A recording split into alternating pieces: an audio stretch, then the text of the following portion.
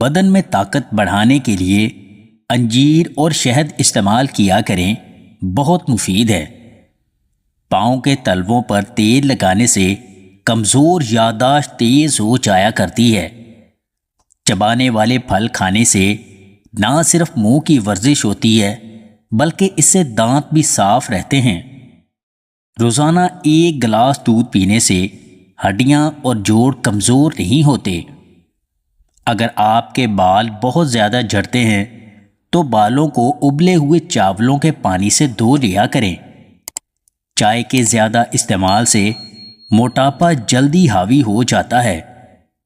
جب تم سیب کھانا چاہو تو پہلے اس کو سونگھ لو پھر کھاؤ۔ ایسا کرنے سے جسم سے ہر قسم کی بیماری نکل جائے گی۔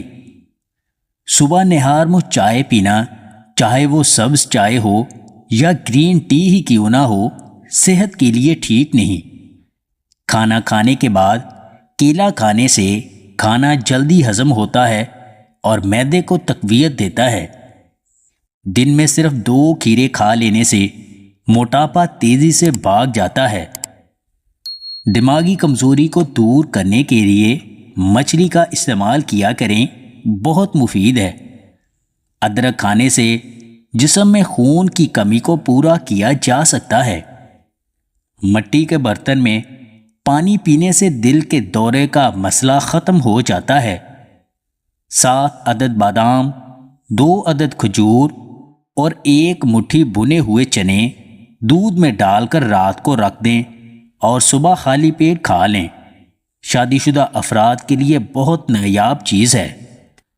جسم میں خون کی کمی ہے تو گنے کا جوس پیا کریں، چند دنوں میں خون کی کمی پوری ہو جائے گی۔